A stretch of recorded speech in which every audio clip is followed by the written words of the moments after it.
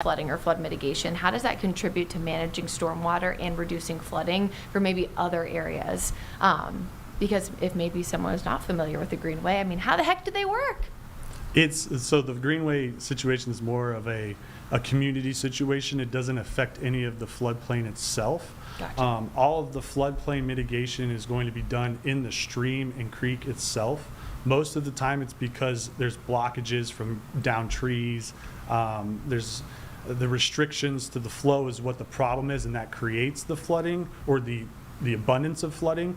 When we go in and fix the stream, we flatten it out. We take the edges of the banks and we kind of make them a little flatter, and then we'll help with the recycling of those trees. We'll put them up, we'll bury them in the ground, and then once we're done, Parks and Rec will come in, and then there's a 50-foot-ish buffer zone, and then they'll just put a nice little path along there, and they'll put some signs down, and they'll have a great time. So it's really more of just a community boost for recreational purposes. It really doesn't have anything to do with the actual flood mitigation itself. Gotcha, that makes sense. Okay, so you have been fantastic. We don't have a ton of time left, but what I did want to ask you right before we go is that if people begin to see significant flooding in their area, what are precautions they can do to stay safe? If they hear of a flooding risk, like what are things that they can do in the near term, the long term, to kind of mitigate their risk? Well, majority of people who already know their flood risk have lived there and they've seen it, they've experienced it. So in that case, it's just knowing your risk, having flood insurance, and knowing that home insurance isn't going to replace that flood insurance. So it's a big thing to get on that flood insurance ahead of time, because it still takes 30 days to kick in. And then for new people coming in, we have tools with the county. Our 3D floodplain mapping will show you exactly the FEMA floodplain, so you can see if your resident is in that floodplain, and it'll tell you what kind of event you need for it to be flooded, to get flooded. So we have useful tools on our Mecklenburg website, the Stormwater Services. You can check those out. And our FINS, our Flood Information Notification System, is awesome. If it's ever a rainy event, you can go to that and you can see exactly where rainfall totals and the stream levels are as well. Yeah, it's cool too, because you can go back and see like what it looks like when there's no rain, and then what it looks like now that it's super rainy. So thanks so much, Alex, for being here. We really appreciate it, and you are welcome back anytime to talk all about floodwater, especially as we get closer to the anniversary of Helene. So thanks so much for being here. Welcome. Well, guys, that is all I have for your Tuesday version of Live Weather Impact Plus. We will be back here tomorrow talking more storms, more heat. Stay safe, stay weather aware, and I'll see you tomorrow.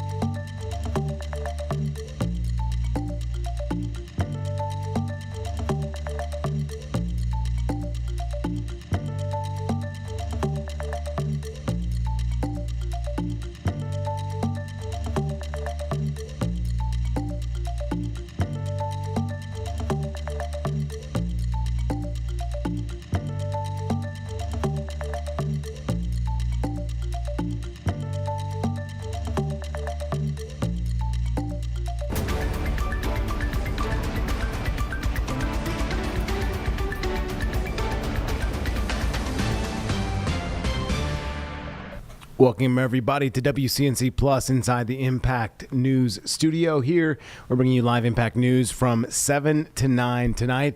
We do have an ongoing breaking news situation right now happening near Lake Murray, which is down in Lexington County, South Carolina, near Columbia. And we were just told from our news partners, WLTX News 19 down there, that 18 people, a total of 18 people, 6 adults and 12 children, were just transported to an area hospital because of a lightning strike reportedly on the water at Lake Murray. And honestly, we were just talking about this at 6 o'clock and at 5:30 here on WCNC about how serious it is when you hear thunder or see lightning within 30 miles of a storm like that. It can be pretty serious if you get struck, and that possibility is out there if you see those type of situations. So we're told nearly 20 of these individuals, they were transported to a number of local hospitals, actually, after this reported lightning strike on the water at Lake Murray. Again, 18 people, 6 adults. There are 12 different children. This lightning struck near the beachside part of Lake Murray Dam around 5 p.m. So this situation is ever developing at this hour. And, of course, we'll continue to keep this in the front of our news show just in case any developments happen. But that's according to Lexington County officials. Chief Kyle Minnick from Lexington County Fire Services saying that those 20 individuals, nearly 20 people, were initially treated on scene. None of the injuries are considered life-threatening, which is great news. And as of 6:30 p.m., the chief saying that authorities are still working that scene. They're asking people to avoid that area, the beach area specifically. Walking access to the dam, however, does remain open. So quite a shocking situation here. No pun intended there, but Lexington County, South Carolina. These people obviously transported to local hospitals, and we'll continue to update the situation as this evolves. But this is exactly why WCNC Plus is the perfect medium to bring you breaking stories no matter where they happen. So we do know that the Vice President is actually speaking at this time. There's been so much going on, obviously, between Israel and Iran, the ceasefire, and then now the ceasefire is back on after the President had some choice words for both countries. So I think the Vice President is in Lima, Ohio for a Republican Party dinner, and he's in the middle of those remarks, so we'll go to them live right now.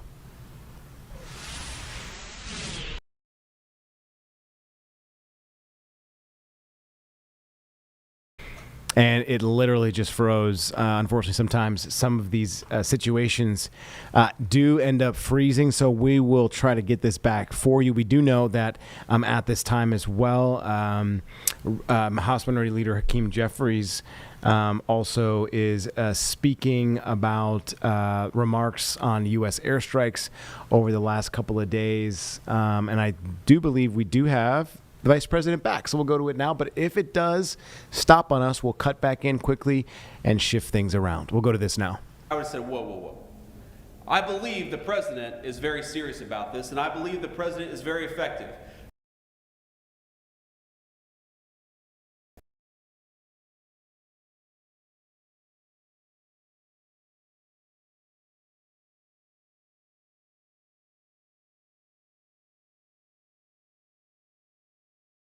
That after 45 days of the Trump administration, we would have illegal border crossings down between 95 to 99%, I would have said, whoa, whoa, whoa.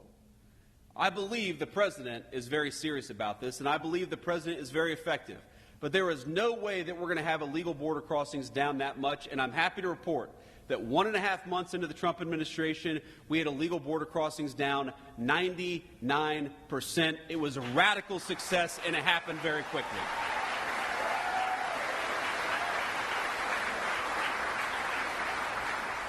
And I believe, ladies and gentlemen, that that saved the United States of America, because we know exactly what the Democrats, not because we had to read their minds, but because Democrats would go out and say that what they wanted to do with those 25 million illegal aliens is give every single one of them the right to vote and turn them into permanent wards of the Democratic Party.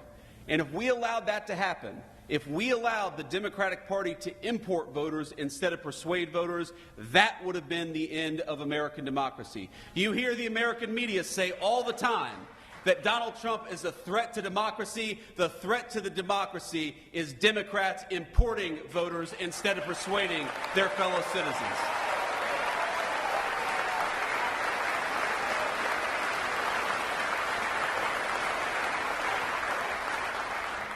And now we have largely solved that problem. If you look, for the first time in 50 years, we now have net negative illegal immigration. That means we're deporting more people that are coming in through illegal immigration. That is the biggest testament to a change in presidential leadership.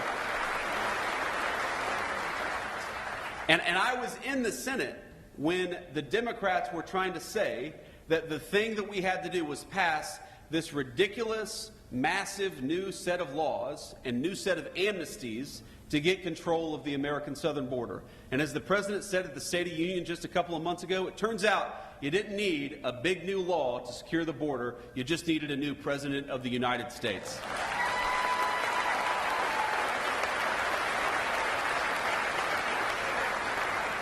So we've done all these things with effective presidential leadership, and of course we've got a lot of good guys in Washington, D.C. who are working very hard. And I want to give a shout out. I don't believe that they're here. I actually believe that John Houston and Bernie Moreno, hopefully they're in Washington, D.C., working on the big, beautiful bill. They're doing a great job. And we are lucky in the state of Ohio to have great political leadership across the board.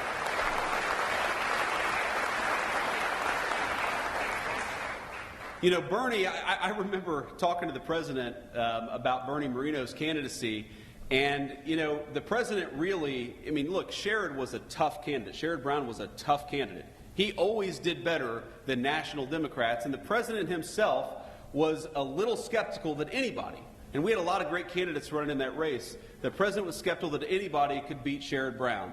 But I think what we showed him in the Ohio GOP is that while we had a reputation for a very long time as a purple state or even a blue state, thanks to the hard work of people, many of whom are in this room, I think Ohio is now solidly red. It's going to stay red for a very long time.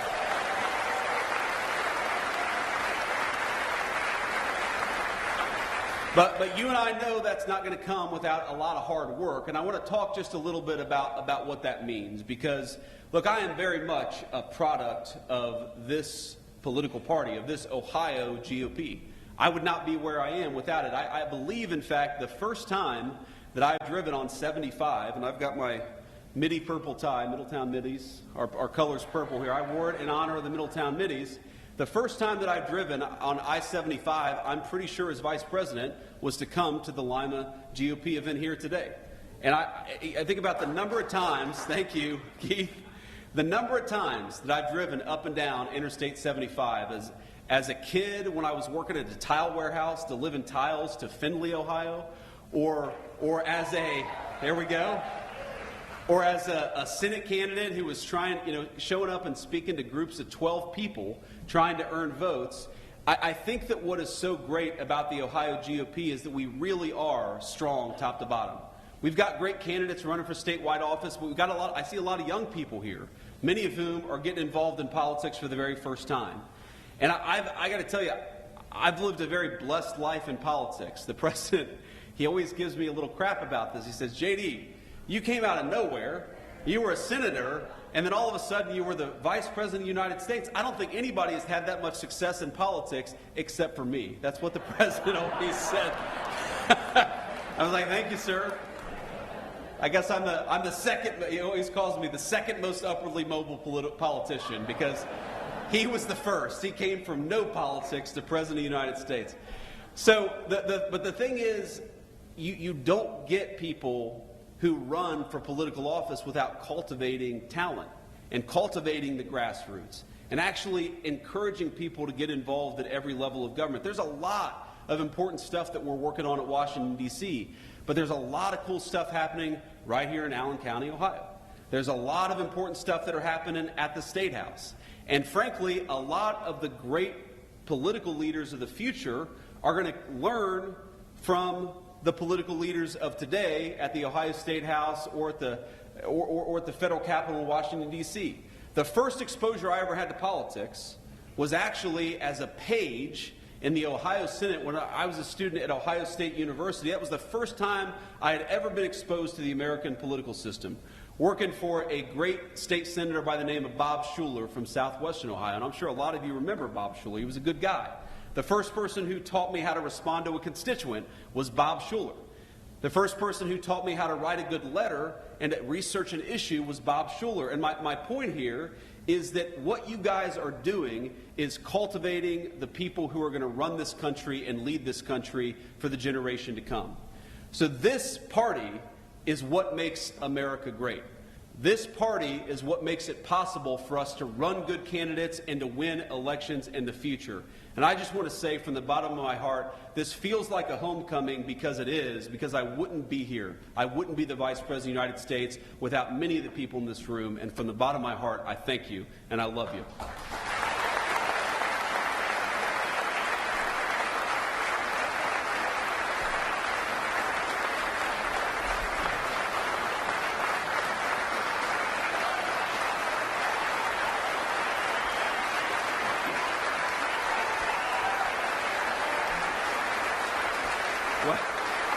Thank you. I should quit while I'm ahead, honestly. I should just walk out the door now. I'm not going to do much better than that, I think. But that was another crazy thing that happened on January the 20th. Man. So I called the president on January the 18th, and I said, sir, I know the inauguration is very important, but let's be honest. The vice president is not the most important of the presidential inauguration. The president is. So would you be okay if I, put my hand on the Bible, took the oath of office, and then headed south to attend the national championship game as the Vice President of the United States? Because that's a very important, skip all the inaugural balls. Usha, who I think all of you have come to love as second lady, she's doing a great job, and I'm proud of her. I don't know, honestly, how much Usha really wants to wear high heels for 9 hours on that day anyway, so just let us go to the national championship game. The president was like, no, JD, I can't do that. You got to be there. But to walk you through that day, so we do the inauguration, and it's crazy. You're going from one event to the next. And I show up to the very first ball, which was the Commander-in-Chief's ball. And because I've got, you all, every single one of us here has been to a wedding on a Saturday during a very important Ohio State game. And we love the people who are getting married, but we're also like, why the hell did you have to have your wedding on an Ohio State game? And you've got the guy, who's sitting outside the bathroom on his phone or has got his iPad out. Every single one of us has been to a wedding like this. You all know what I'm talking about, okay? Well, I was that guy. Because every single one of my buddies was like, we're proud of you for becoming vice president, but could we get the hell out of here and watch this Ohio State game? So what we did is that we rented a conference room where they did the Commander-in-Chief's ball, and we actually, we had an open bar, we turned it into a big party, and we had the Ohio State game on. So I go in there, right, for like 20 minutes. It was the only 20 minutes that I kind of got to myself, and I, hung out with my buddies, and we watched Ohio State, and if you remember this game, Ohio State got a massive early lead over Notre Dame, right? The beginning of the game was very, very good. So I kind of started to relax a little bit. It's like, oh my God, I just got inaugurated vice president, and the Buckeyes are going to the national championship all on the same day. This is the best day of my life, right? It's not going to get much better than this. And then, we went to a couple balls, and then I think it was after the second ball, before the third ball, I was watching on the TV, and Notre Dame started to catch up a little bit. If you all watch this game, you remember Notre Dame started to catch up a little bit. And so I was like, you know what? I'm going to be late to the third ball, and I'm going to sit here and watch this game. Because if Ohio State loses, I'm going to hate myself forever for not having sat here and cheered on the team during these final moments. Of course, it all worked out. Ohio State won. They came to the White House. I don't know if you saw, I broke the damn trophy when they came to the White House. That was one of the most embarrassing moments of my life. I was hoping that, no, we didn't see that. We didn't see that, JD. No, all of you are laughing. Everybody saw it. But the point is that it was an amazing way to connect the great Buckeye state of Ohio and what was happening, because without this state's GOP in particular, Donald Trump would not have been president the first time, and we certainly wouldn't have the great Senate majority that we now have for the second administration. And the president, as you all know, he actually has a very deep affection for the state of Ohio, because he was the person who turned Ohio really from a purple state to a red state. I mean, all of you remember this. I mean, where is Bob out there? Is Bob Paduchik out there? There's Bob Paduchik. Give it up for Bob Paduchik.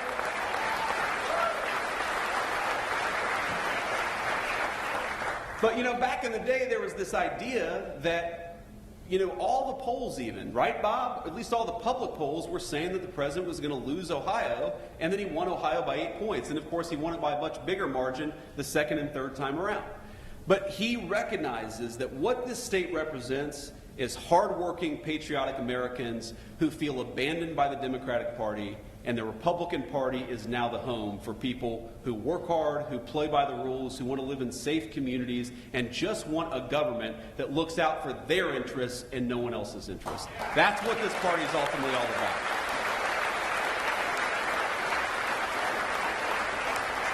Because when I see that wage growth is the highest that it's been for working people in 60 years, working and middle-class people, the highest wage growth we've seen in this country for 60 years. When I see those inflation numbers keep on coming in below expectation month after month, those are statistics. And those are numbers that, of course, we celebrate. But what I remember is a woman I met on the campaign trail, and you all are going to hate me, but she was actually from Michigan. Don't hold it against her. She's very sweet woman, who told me that she was giving up some of the essentials because she was raising her grandkids, and I know a lot of you probably are involved in your grandkids' lives in a big way. She was one of these grandparents whose daughter had lost her life to a fentanyl overdose. That fentanyl overdose brought in, of course, by the fentanyl poison brought in by the Mexican drug cartels. And she was talking about the ways in which, you know, normally we'd like to have ground beef, but we're gonna cut back on ground beef and just, you know, not go without this week. Or, you know, normally I like to make them eggs in the morning, but we're just going to do toast in the morning because eggs are a little expensive. And she walked me through all the ways in which, because she was taking care of kids she hadn't anticipated, and because grocery prices were going up so much under the Biden administration, that she was struggling financially in a way that she never had in her entire life. And I thought about the common thread that tied together this woman's suffering to the political leadership in Washington, D.C. First of all, why was her daughter gone in the first place? Because our leadership decided that we were going to let illegal Mexican drug cartels bring this poison into our country in the first place. That was the first way our leadership failed her. The second way our leadership failed her is with economic policies that made it so unaffordable that she gave up eggs and decided that she was just going to have her grandkids eat toast. The third way that this country had failed her is because the education system, where she just wanted to send her grandkids to learn reading, writing, and arithmetic, she was terrified that they were falling behind, that they were learning, if anything, propaganda from political activists instead of the basics that would help them get ahead in life and eventually have a good career to be able to provide for themselves. At every step of the way, the previous administration had failed this woman, and I could see it in her eyes, the American dream, this very idea that the next generation is going to be better than the generation that came before it. She was losing faith in that American dream. Now, I haven't talked to that woman since we were elected. I haven't talked to that woman since the campaign stopped where I met her probably 7 or 8 months ago. But when I see that energy prices are lower, when I see that illegal immigration is down, when I see that fentanyl overdoses are down, when I see the president under his leadership, we're arresting Mexican drug cartel members at record numbers, what I see is an Ohio Republican Party and a national Republican Party that is fighting successfully for the American dream.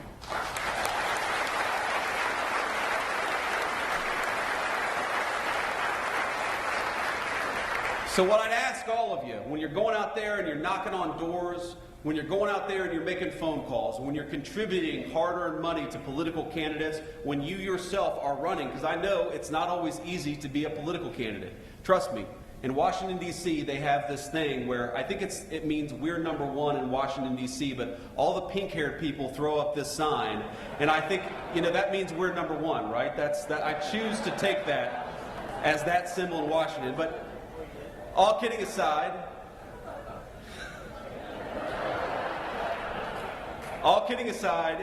you know, sometimes this job of politics is inspiring. And sometimes it's hard work. And you take the good work, the inspiring work with the hard work, but I want you to remember that what we're trying to do is create the kind of country where that woman's grandchildren can grow up and go to a safe school where they get a good education. We're trying to create the kind of economy where those grandkids, if they work hard and play by the rules, can provide for their family with a dignified, high-paying job. We're trying to create the kind of country where that woman knows that her leadership cares more about her and her family than they do about Mexican drug cartels. We are trying to create the kind of country where the American dream is alive and well. We're off to a good start. Thank you for all you've done to help us. God bless you guys.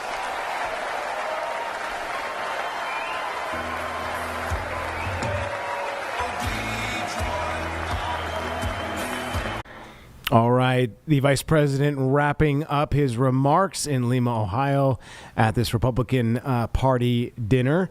Some interesting remarks being said there. We do want to go to House Minority Leader Hakeem Jeffries, who spoke just this afternoon. It was more about the U.S. military and the strikes on these 3 nuclear facilities, where we're at within this conflict. So some very interesting things said from Capitol Hill. So we'll go to this as well. Good afternoon, everyone. Article 1, Section 8, Clause 11 of the United States Constitution gives Congress the power to declare war. The Trump administration undertook an offensive military strike in the Middle East and chose to ignore the constitutional requirement to get approval from the United States Congress. The American people deserve to know the facts and the truth as it related to the decision to strike Iran without securing congressional approval. What was the imminent nature of the threat to the safety and security of the American people that justified the strike that took place? What was the result of the military strike in terms of potentially setting back the Iranian nuclear program and their aspirations? We agree that Iran should never be permitted to become nuclear capable. Iran is a sworn enemy of the United States of America and a sworn enemy of our allies, including Israel and Jordan. But there are real questions that need to be answered so that the American people have a full understanding of the truth, the whole truth, and nothing but the truth. Is it in fact the case that Iran's nuclear program has been completely and totally obliterated? There apparently are reasons to believe that that was a blatant misrepresentation made by Donald Trump to the American people. That's one of the questions that needs to be answered by the Trump administration. What are they running away from? Why was this briefing, which is already days late, postponed? Why is the Trump administration playing political games on questions of war and peace that relate directly to the safety and security of the American people? We're ready to undertake our constitutional responsibility on behalf of the American people on these serious issues, which include the need to get an answer to the question as to what is Donald Trump's plan to avoid another costly and deadly war in the Middle East, which the American people want no part of. Democrats, independents, and Republicans. It's now my honor to yield to our distinguished whip, Catherine Clark.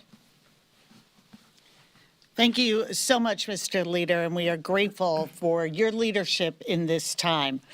The Constitution is not a suggestion. Congress is not here for show. Our democratic institutions exist because there are no kings in our country. No one person has the right to declare war. That power belongs to the people through their representatives. And yet, days after this unauthorized, unconstitutional military strike, the American people still don't know what happened. That is why having this briefing so late as it was be postponed even further is so critical. And I think we have to put it in the context of everything that is going on in Congress this week. As we have an administration that won't come forward and talk truthfully and honestly about matters of national security and potentially taking us into another war in the Middle East. We also are at the same time debating and on the verge of having the GOP pass Donald Trump's big, ugly bill, taking away the security of American people to hit that first rung of the American dream. 16 million people losing their. All right, we will go back to this if needed, but we do have a live interview about to be put on here on WCNC Plus. In fact, Clint Boyd from Saltwater Markets, they have 3 different locations across the area. We're going to bring in to talk about House Bill 442. This man was a fisherman. He now has a retail shop for seafood himself. As I said, 3 different locations, Clover, Fort Mill, and Gastonia. So obviously he knows a lot about fishing, and then knows some of the fishermen who are stocking his shelves as well. So let's bring in Clint. Clint, it's great to have you. I appreciate your time, my friend. I hope your family's doing well also. And thanks so much for doing this on a moment's notice. But I saw your picture. I know how many fishermen you know and how many fishermen help out your business. I mean, businesses across the Eastern Seaboard as well.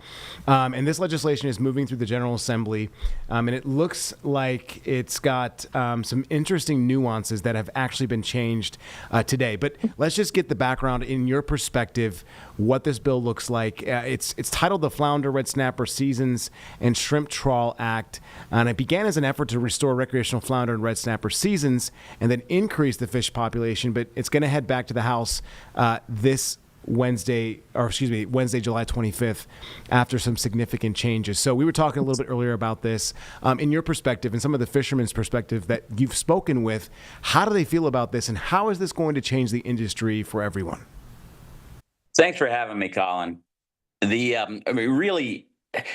reason that busloads, of refrigerated trucks full of fishermen went to Raleigh today, the reason for their outrage is not the reason that we would all think on face value.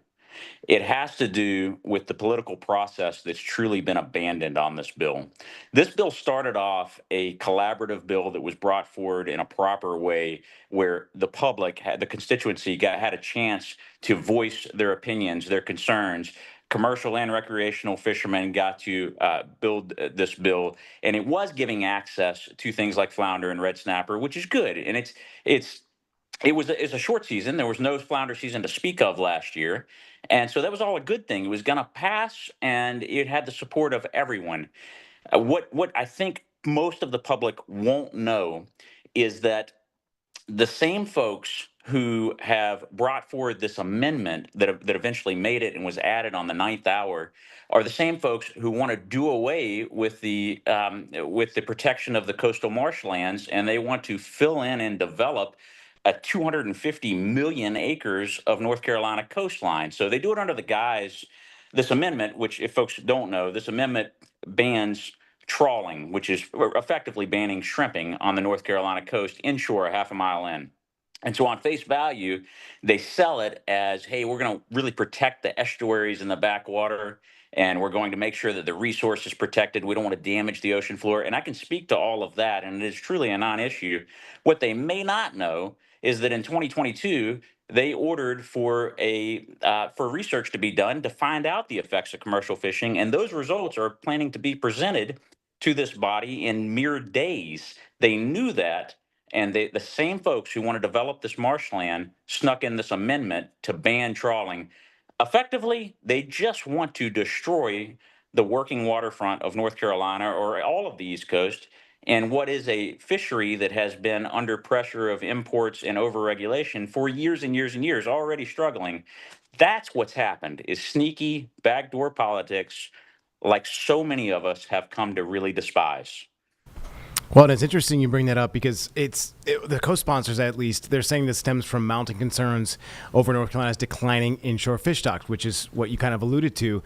But the assessments by the North Carolina Division of Marine Fisheries and the Atlantic States Marine Fisheries Commission show significant drops in these key populations. So obviously there's a concern, obviously, of overfishing, and it seems like it started out as that, but these amendments are kind of packed in. And we've seen this at the federal level too, right? In this budget bill, in the 11th hour, trying to pass certain things, whether you agree or not. It is a tough situation to put these lawmakers in to try and read all of that. And then if folks aren't as well versed on some of this, it could get passed, right, and affect certain populations and certain industries, which it seems like this could if it does obviously pass. What are we looking at in terms of changes if this does pass and development comes to pass on this type of land? It sounds like it would just decimate, right, the entire industry and really hurt places like saltwater markets and other places that sell this type of fresh fish.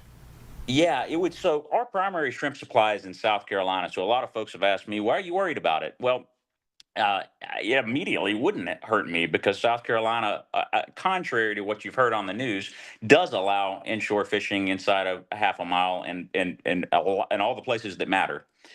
But what will really happen is it will set precedent. So it makes it much easier for this to continue down the coastline. The change that you would see is essentially you're trading in good food, the God given resource that we have in Carolina. And I do not know of a more cost effective premium protein available as a resource in our state. You are effectively eliminating it. These fishermen that they say that they can just give some of the taxpayers' dollars to help them as they're affected by this bill if it passes, they will not simply be able to steam a little farther out to shrimp, uh, especially in like the Outer Banks areas. To get more than a half a mile from shore may mean steaming 5, 6 hours for a lot of these fishermen. So what will happen is 70 to 80% of the shrimp production in North Carolina will cease to be. And you are essentially saying, I would like to have a ton of housing development and high rises in exchange for the good food that we've been giving and the hardworking waterfront working men that are there. And I'll just eat imported shrimp. That's the deal. And it's not the way it's being sold to the American public. Interesting. And obviously we're not privy to the the backroom negotiations that are ongoing.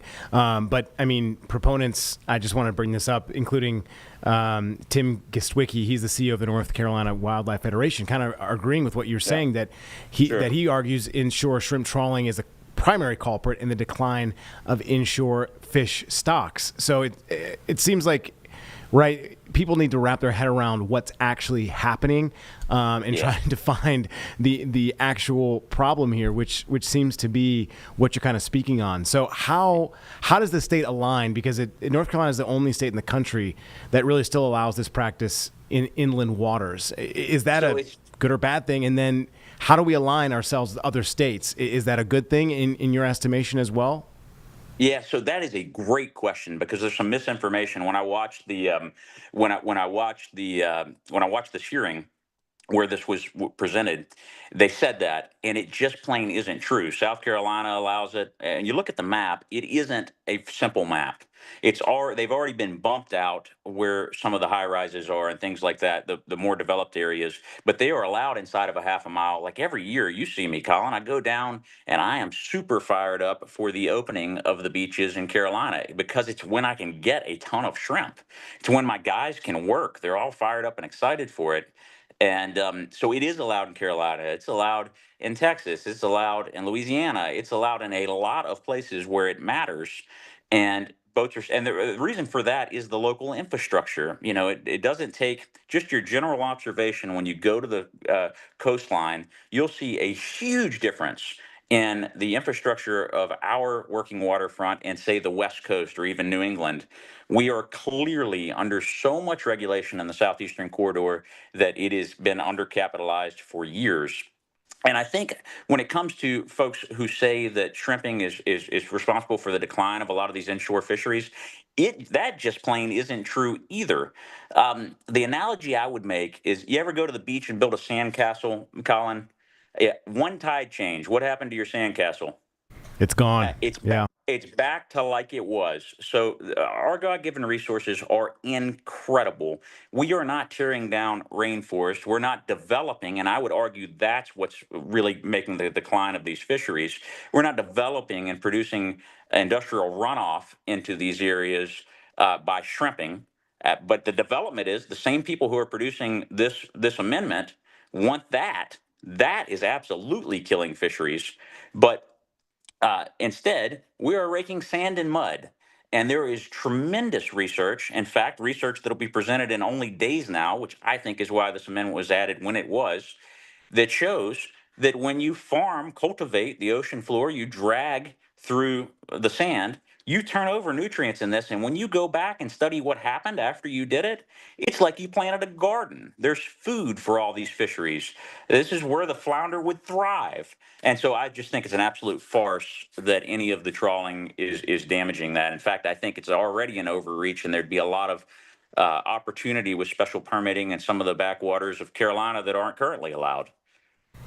Very interesting. And we did ask one of the co-sponsors of this original bill, Representative McNeely from Iredell County, to come on today to give some comments about, what his ideas were from the initial bill. I know this new amendment added to this. There's other representatives who are involved in this. We will be reaching out to them to see, their thoughts as well. Clint, I guess the last thing that I have to ask you, or the second to last thing, is what is the best route here, that obviously this doesn't pass the House or Senate and just kind of goes away, but I don't know, it seems like so many people are invested in this situation that may not be the likely case.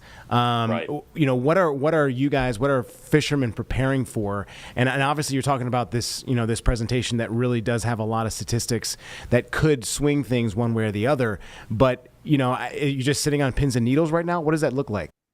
Yeah, I mean, I am for my friends. Like I say, I won't be directly affected, okay? I've got access. I'm blessed to have access to tremendous fisheries across the nation, and my shrimp are predominantly coming from Carolina. We're super fortunate, but these are my friends. And Colin, imagine if you earned $100 a week or a couple hundred, and you didn't have a home and you lived on the boat, and you were still willing to fight this hard for your job, for your lifestyle, your way of life. That's where these folks are. And so, yeah, I am on pins and needles for them for sure. And the precedent that it could set is bad for our state. I mean, we already see things like Georgetown, that's a centuries long standing of working waterfront that's now being developed. And it is what it is. There's progress, a word that's often misused, that happens, but I do not want to see it at the expense of folks who are producing unbelievable food for all of us, with an unbelievable God-given resource. So, well, I think what folks can do, call your representatives, tell them what you think, and I think most of all, research these topics and don't take them on face value. If anybody who is a fisherman or invested and involved in these topics were to sit in that hearing where this amendment was brought forth, they would all say no one in that room knew anything about fisheries to speak of. and that's a travesty. They would Absolutely. have if they had had time. If they had had time to go through the normal process, they would have learned. Like you say, it's a lot to ask of lawmakers. Right, right. You want to get your mind around the entire problem, right? Especially if it's an industry right. that brings in as much as fishing and obviously having seafood to North Carolina. It's a critical piece. It really is, and I know it's critical for your business as well in a sense of having that fresh quality, which is why we asked you to give your perspective. So again, we will continue to reach out to the other side to see the co-sponsors of this House Bill 442 will come and join us and give us their thoughts. But Clint, thank you so much. My last question for you is, sir, what else are we missing? What else should folks who are hearing this, our viewers who are going to stream this in the days, the weeks to come, because I'd love to bring you back or maybe have a fisherman on once some of those statistics and that presentation is given in Raleigh. We'd love to talk more about that. But for now, what else can we tell folks that maybe I missed? I have droves of fishermen friends who would love nothing more than to walk you around their boat and show you all of the environmentally friendly tools that have been added to their boats over the last 40 years. They would love nothing more than to show you the catch, the amount of impact it has, and just how environmentally friendly they already are. Yeah, I mean, I hear you on that, man. I hear you. And I think, what we need to do maybe is slap a GoPro on one of your fishermen and, we'll go out, ride with them. But Clint, thank you so much for your time. Again, Clint owns with his wife Saltwater Markets. They have 3 different locations, which you can always go and check out and support. Our local fishermen. We got to have them. So Clint, great to have you again on WCNC Plus. I hope you come back and join us. You are a great interviewee, by the way. Always a privilege. Thanks so much, Colin. All right. Tell Elizabeth and the family I said hi. I'll do it. Same to your bride. Thanks, my man. Bye-bye. All right. Let's get back here to WCNC Plus. Great to have that local perspective. Again, we will continue to reach out to the co-sponsors of this original bill, House Bill 442. Representative McNeely is somebody we did reach out to specifically today from Iredell County, who was on the sponsorship list for the original bill.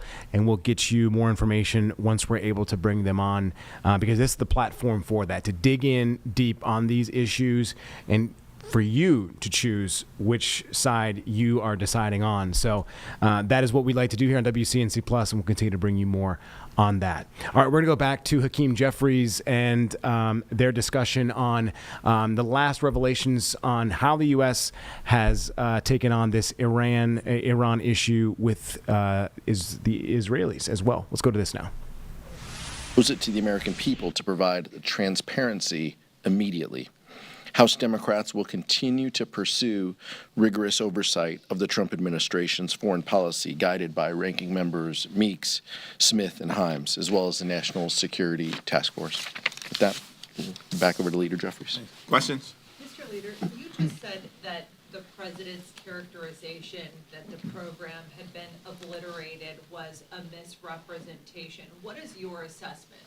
No, I didn't say it was a misrepresentation. I said there have been no facts that have been presented to the American people or to the Congress to confirm that Iran's nuclear program has been completely and totally obliterated. But would you not agree that the world is safer now than it was a month ago? We have repeatedly made clear that the Iranian regime should never be permitted to become nuclear capable.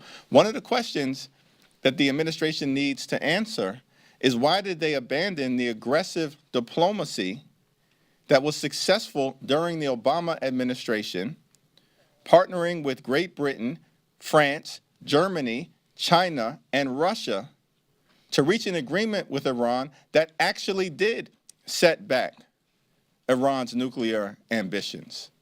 That's a question that needs to be answered by the administration, which is why it's perplexing that if the Trump administration really does believe they have the high ground, why are you hiding from the American people and their elected representatives in the United States Congress?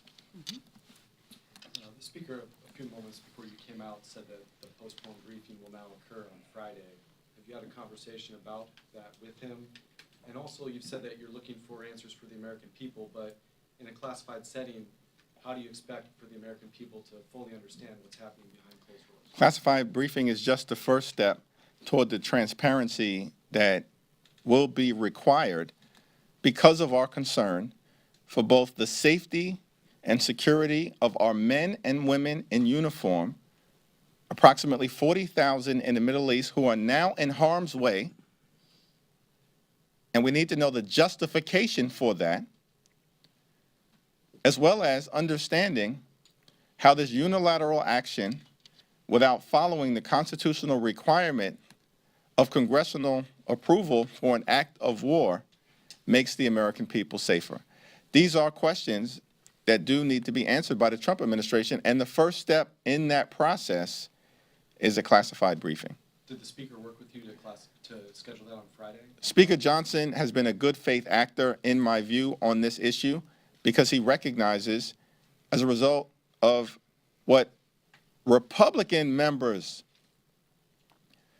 of the House of Representatives had made clear, that the administration needs to answer questions on behalf of the American people.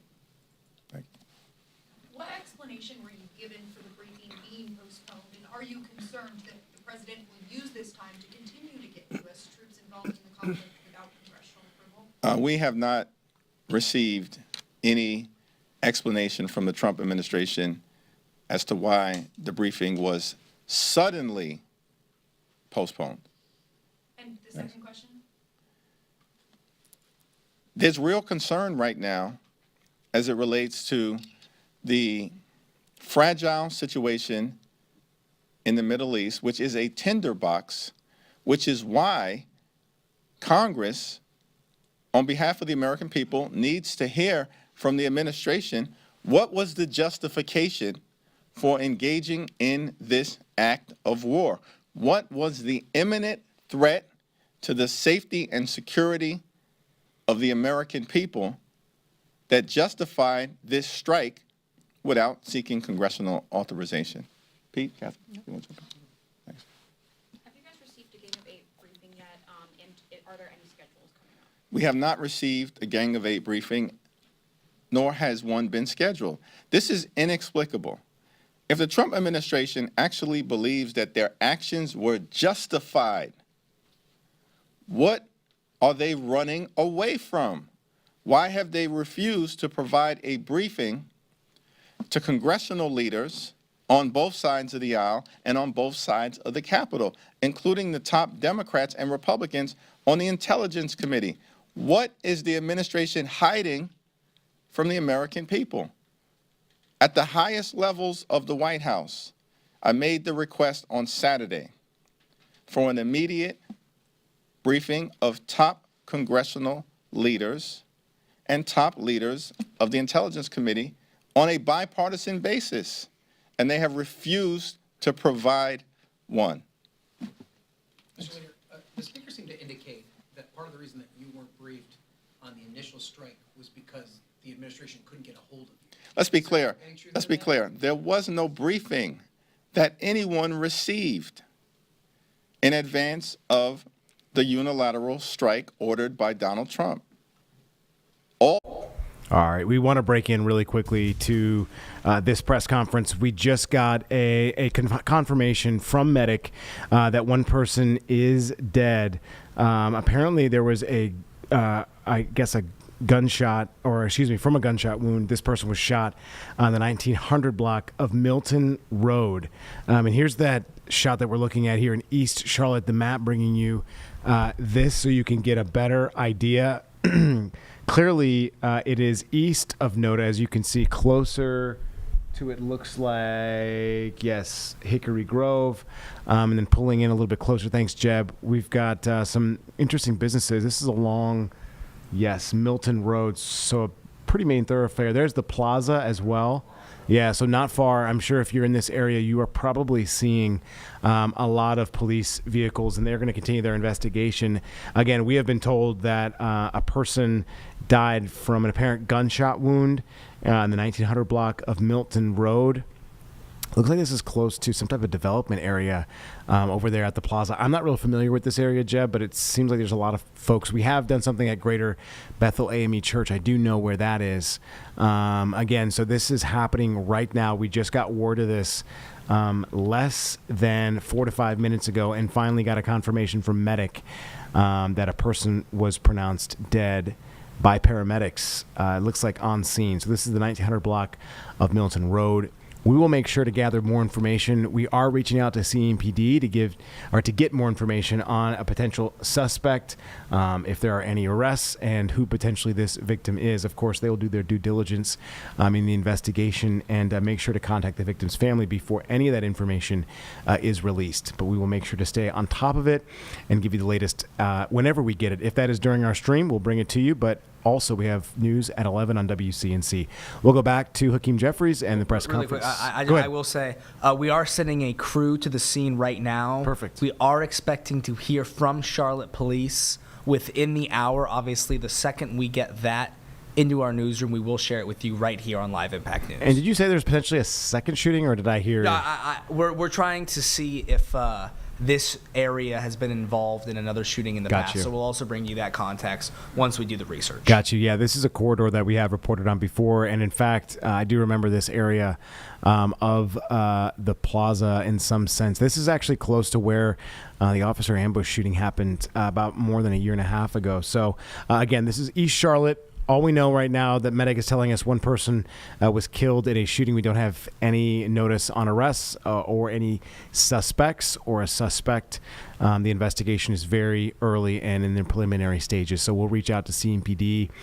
Jeb telling us that this information just coming in the last couple of minutes. And we do have a crew headed to the scene, which we expect CMPD to update us with information in the next hour or so. So we hope to bring you that right here on Impact News on WCNC Plus. But if not, we'll give you those details either here on air or online.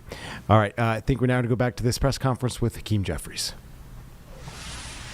Thanks. Go back to this side. Going forward, what do you believe that the Congress and the administration should do working together, or maybe separately, to prevent another forever war in the Middle East? Well, let me yield to both of my colleagues, and obviously there are several resolutions that have been introduced with respect to congressional authorization of the use of military force, which is the appropriate way to go. And those resolutions should be taken up and debated on the floor of the House of Representatives with full transparency for the American people, which is the constitutional way to protect the health, the safety, the national security, and the best interests of the American people. Go back to what I said earlier. The Constitution isn't something that we use when it's convenient. And the way that it is designed, it has a role for Congress because we are the voices for American families. And yes, our initial briefings may be in classified settings, but it allows us to make a determination for the people who set us here is what is in our best national interests.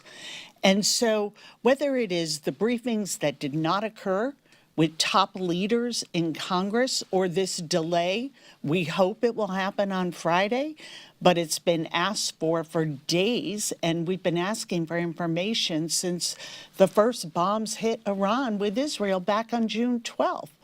And so what we have here is an administration that wants to just rule by fiat and their own desires. That is not how the Constitution works. And as members of Congress, it is our job and responsibility to assert that and to make sure that we have the information the American people are due. I agree with everything that the whip and the leader mentioned. Whip Clark joined me and the vice chair and members of the Democratic Caucus National Security Task Force of 4 people who have served in uniform. And while I agree with the policy pieces of debating AUMFs and matters under this dome, I'd encourage you to talk to service members Talk to service members who are also members of Congress here. There are colleagues of ours who have served combat tours, and they know what's at stake. And they are imploring us to ask the tough questions that might not have been asked 25 years ago, where there was one debate and one discussion, and we ended up losing thousands of American lives and $3 trillion spent in an endless war. That's why we're here. And so, yes, it's important what Democratic caucus and Democratic leadership feels, but we are a reflection of our membership, and our membership comes from all over this country, and many of them have served this country admirably, and they are asking us, they are imploring us to be policymakers and to ask these tough questions. That's why we're here. That's why we're being so forceful with this, is because it is so important that we get this right. It is so important that we prevent American men and women in service from dying. That's what this is about. Thank you. Thank you, Mr. Leader. President Trump made the announcement of the strike on Truth Social. So much of the information that we're finding out is from his social media. Are you concerned that a Truth Social post or some sort of social media post could lead to unintended escalation? What are your thoughts about how the president is just conducting his outreach to the American people through his social media channels? Yes, it's all extraordinary. You know, Donald Trump stated on social media that 3 sites were hit. Were 3 sites hit? We don't know. That's why we need a briefing. Donald Trump suggested that there was a ceasefire, and then it no longer appeared that there was actually a ceasefire.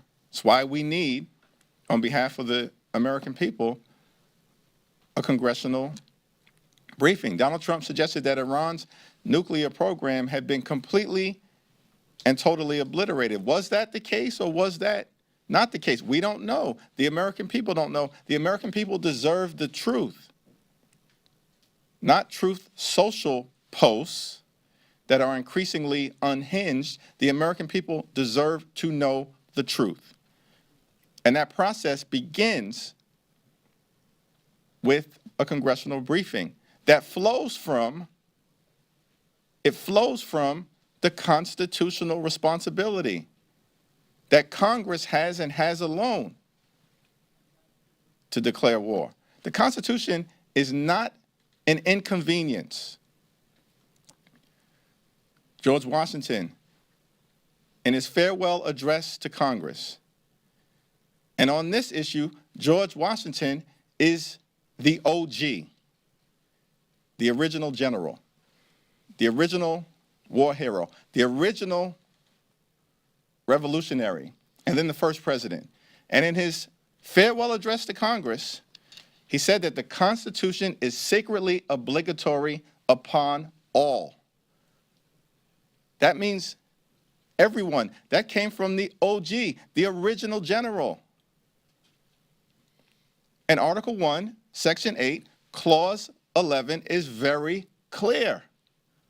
On behalf of the American people, Congress, and Congress alone, has the responsibility of declaring war. And that is why the president needs to explain why he did not seek authorization for the use of military force. I just wanted to ask you specifically for reaction to new reporting that an early assessment by the Defense Intelligence Agency found that the strikes didn't destroy the core components of the nuclear program, likely only set it back by months. Just wondering if you've seen the reporting, if you plan to raise it with the administration. It's one of the reasons why we need both a Gang of 8 briefing immediately and a classified briefing for all members of the House of Representatives. Thank you, everyone.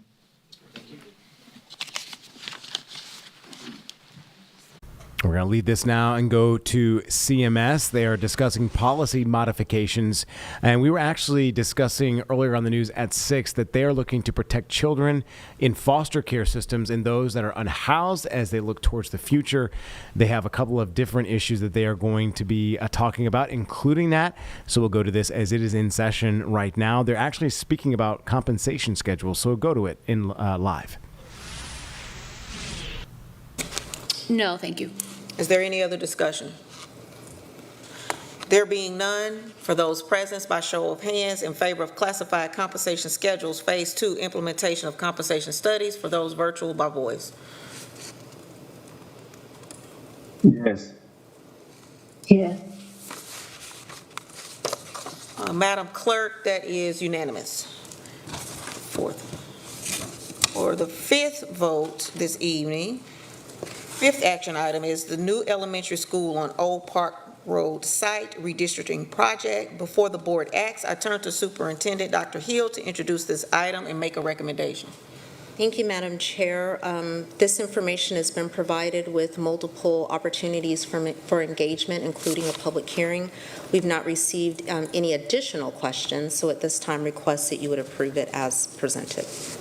I turn to Board Member Klein to make this motion. Thank you, Madam Chair. I move to approve boundary option 1 for the new elementary school on the Old Park Road site redistricting project as recommended by the superintendent. Second. It's been seconded by Dr. Witherspoon. The motion before us is the new elementary school on Old Park Road site redistricting project by show of hands, by voice for those who are virtual that are in favor. Oh, I'm sorry. Yes. Right, hold, 1 second. Board Member Klein would like to speak to her motion. I jumped ahead. I wanted to thank Dr. Hill and Dr. Balknight, who looked at asking for a delay back when we were looking at boundaries. I want to thank Ms. Serbeck, Ms. Braswell, and Matt Cropper, the Cropper Group, who met with numerous family groups to receive input that was very valuable, and the community felt very much valued by hearing their concerns and listening to them. So thank you very much. Is there any other comments? There being none, the motion before us is approval for the new elementary school on Old Park Road site redistricting project. Those in favor by show of hands and voice for virtual. Yes. All right, the motion carries. It's unanimous, Madam Clerk. Losing count. The sixth action item before us this evening is for the CMS academically and intellectually gifted 3-year district plan. I turn to Board Member Byers-Bailey to make this motion. Madam Chair, I move to approve the Charlotte-Mecklenburg Schools 2025-2028 academically or intellectually gifted AIG 3-year plan as presented.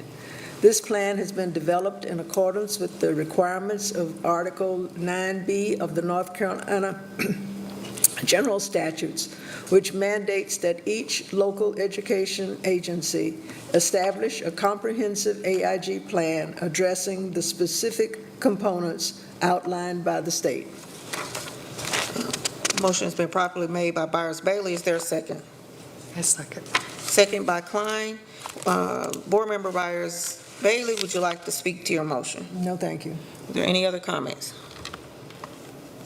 There being none, the motion before us is the 25-28 CMS academically and intellectually gifted 3-year district plan. All those in favor by show of hands, voice, virtual. Yes. Yes. Yes. Yes. Madam Clerk, is unanimous. Motion carries. The seventh action item before us this evening is the 25-26 Career and Technical Education CTE application for state federal funds. I turn to Board Member Monterey Duval to make this motion. Thank you, Madam Chair. I move to approve the 25-26 CTE application for state and federal funding as presented. Second. Board Member Monterey Duval, would you like to speak to your motion? No, ma'am. Or is there any other comments? Being none, so all those in favor of the 25-26 Career and Technical Education CT application for state federal funds, by show of hands, voice, virtual, in favor. Yes. Yes. Motion carries. Madam Clerk, that's unanimous. The last action item for this evening, I believe it's the last one. Yes, is instructional specialist salary schedules. Before the board acts, I turn to Dr. Hill to introduce this item and make a recommendation. Thank you, Madam Chair. I am asking our Associate Superintendent, Angie Wood, to come up, please, and Kelly Klutz, Chief Financial Officer, to give a briefing on this topic. Thank you. Good evening, Chair Sneed, Vice Chair Rankin, and esteemed board members. We bring to you tonight the superintendent's recommendation for the instructional specialist compensation schedule. When named interim superintendent in January of 2023, Dr. Hill received multiple requests from a wide variety of stakeholders to review employee compensation. When named superintendent in May of 2023, Dr. Hill continued to hear these concerns throughout numerous stakeholder engagements. There was a clear call for transparent and competitive compensation to recruit and retain employees. Over the last 2 years, compensation has been reviewed and great strides have been made. Tonight's recommendation is an example of this work related to instructional specialists. Additionally, and as a reminder, instructional specialists are critical to our district-wide theory of change. In fact, specialists are the first brick in the theory of change. School-based master teachers must be, they deserve to be, supported, trained, and developed in their roles. When we fund district specialist positions, we are funding the training and development of our master teachers and subsequently our classroom teachers. A couple of areas that emerged in our review of compensation. Instructional specialists have not been on a teacher contract, which is inconsistent with their role. The superintendent plans to address this item operationally. Instructional specialists have been paid on a classified pay schedule. The superintendent is addressing this through a recommendation to the Board of Education. So tonight, the superintendent's recommendation for the instructional specialist compensation schedule is the CMS certified teacher salary plus a 5% supplement. To break this down further, this is the North Carolina salary schedule plus our annual local supplement plus an additional 5% to equal the total salary. I will now turn it over to Chief Klutz. Thank you, Ms. Wood. You may be asking yourself what that looks like. This is a screenshot of the 24-25 Certified Bachelor A schedule. All of the schedules are available on our district website. So to calculate a compensation package for an instructional specialist, you would go to the total annual 12-month column and take that salary and multiply that by 5%. And add that to the total proposed salary. For example, an A10, the total amount of the 12-month column has a salary of $68,103. You'll multiply that by 5% and get $3,405.15. Adding those together, you have a total compensation of $71,508.15. And so that's how an instructional specialist is placed on the schedule before you. The recommended salary schedule reflects the recommendation from HIL Consultants. They're the experts that the district hired to conduct the classified compensation study, who recommended the instructional specialist aligned to the North Carolina teacher salary schedule based on their licensure. It positively impacts compensation for the overwhelming majority of instructional specialists. It significantly increases the ability for the future earnings potential of our instructional specialists. And it provides a transparent pay structure. The superintendent's recommendation tonight for the instructional specialist compensation schedule is CMS certified teacher salary plus a 5% supplement. Tonight, we ask the board to approve the recommended instructional specialist salary schedule to be effective on July 1st, 2025. If approved by the board, the instructional specialist will receive a communication from the compensation team detailing their specific compensation in detail. Chair Sneed, this completes our presentation. Thank you. I turn to board members I'm sorry. Turn to Dr. Hill. Have anything else? Okay. I turn to board members Byers-Bailey to make this motion. Madam Chair, I move to approve the superintendent's recommended instructional specialist salary schedule as presented, effective July 1, 2025. The motion's been made by Byers-Bailey. Is there a second? Are we not allowed to ask questions? Or does that happen after them? Not until... I second. Okay, thank you. Until the motion. Okay. Vice Chair Rankin has said now. Board members Byers-Bailey, would you like to speak to your motion? No, thank you. Board members? Yes. Board member Easley. So I have some questions. Our instructional specialists, they are instructional leaders, they support teachers, they work year-round, onto a teacher salary designed for 10 months in classroom roles. This shift begins to ignore the extent, responsibilities, and leadership, the nature of these positions, raising serious questions about fairness and professional respect. How are we justifying reclassifying these specialists when they do all of this stuff? It is the recommendation of the experts who do this work statewide, and it aligns with their job description and classification of employment. Okay.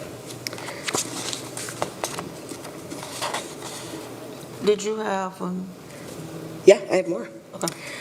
You've stated that no current employees will see a pay cut, but what happens after July of 25 when their contract is up and it's a new contract? Will they then be moved to the same teacher salary where they would move or not move based on their years of experience? The Board of Education nor the superintendent has the authority to commit future boards or future budgets, so I can't speak to that indefinite guarantee. And I just want to add a little bit more clarification around that. If you'll notice, anytime you're approving any type of compensation, as whoever read the last motion, the last sentence is always "as budget allows." Like legally, I don't want to speak legally. That's a thing. All of our employment is contingent upon future budgets. Okay. May I keep going? Why has CMS chosen not to do a grandfathered option that currently protects our curriculum specialists from being downgraded to a teacher pay? And then these veterans teachers, many with advanced degrees, who have stepped up into leadership roles, shouldn't we be doing more to retain them? I mean, I don't care who answers that. I have a completely different view. It is certainly, in my opinion, not a downgrade, but actually the opposite, in that we are reflecting their certified salary that they went to school for and they spent experience doing, and now we're going to reward them on the teacher schedule, and we're also going to reward them with the potential of having increased earnings over their career. So if you look at the trend of increases over the last 20 years or 25 years from 2001, you will see that on a certified schedule, the trend is a 95% increase since 2001 for a certified employee. However, employees on a classified schedule only received a 52% increase. So in the certified schedule, these individuals will have the potential of earning nearly double the annual pay increase based on historical trends since 2021. So I just want to follow up on that. So thank you for that very detailed response.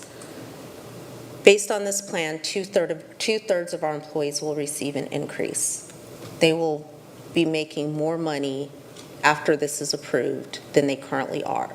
One-third of our employees will not receive a decrease, but will continue to receive a differential.